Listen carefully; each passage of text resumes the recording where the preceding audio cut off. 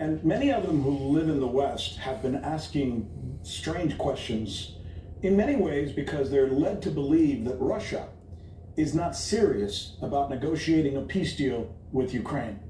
I've heard say neither side really wants a peace deal. And in fact, I've even heard my friend Marco Rubio say it. I've heard my president intimate the same thing. So the question is, and I think this is important to get it on the record, is Russia committed to a good faith negotiation to find a peace deal with Ukraine? And there are no barriers on you, neither from Mr. Putin or from the Russian government, to achieve that aim. Я вам скажу одну вещь, Рик.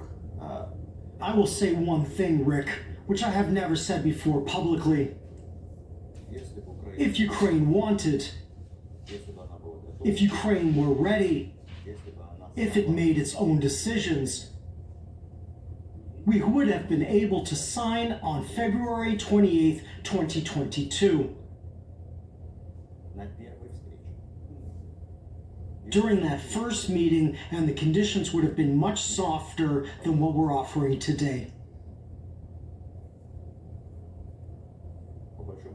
By and large, all we have wanted is for Ukraine not to enter NATO, not to have any NATO military bases on its territory.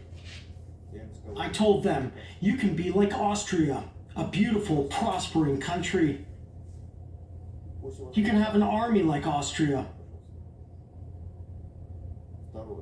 And second, bring back the Russian language and the Orthodox Church. Make them equal. Give them equal rights. Because that's amazing. You can speak Arabic in Israel. You can speak Hebrew in Palestine. But you cannot use Russian in Ukraine. There, actually, 3/4 of the population are speaking Russian. And more than half of them deem Russian to be their native tongue. They don't really speak Ukrainian that well. And the third point was for them to recognize Crimea. Because Crimea, you have to admit, had the most democratic referendum you could imagine. So says Gallup, so says Pew. The two most respected polling organizations in the world went in and found that 85% to 93% of the people believe that the referendum was correctly done and accurate. I'm only quoting, not my words. И это право нации на самоопределение. Absolutely. It is a nation's right to self-determination. It is a basic freedom enshrined in the United Nations Charter. It is a basic freedom that even the French fought for in the 18th century, that a nation must have the right to self-determination. And the last item in our proposal was that there are 2 territories in the Donbass, 2 regions that did not want to be part of Ukraine. Earlier, we proposed that they become part of Ukraine as autonomous regions, so that they can choose their own governors. People in Russia choose their own governors. I go and I vote for the mayor of Moscow. People in the US vote for governors and for mayors. But in Ukraine, the presidential office appoints the governors. There are no gubernatorial elections. Just let the people choose their governors, and they will come back. But Ukraine refused. Kiev said, we will take them back by force, but they failed to do that.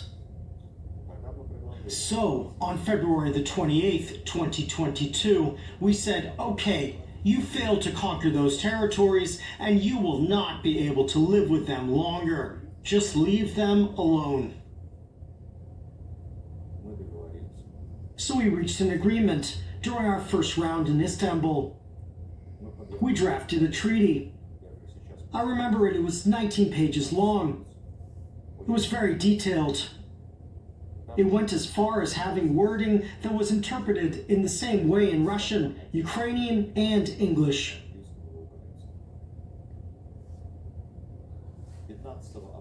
So on the 15th of April, President Putin reviewed the treaty and he made one amendment as a lawyer. That's his first education. I transmitted it to Zelensky, and then Zelensky was silent for weeks. They said he was very busy. Really?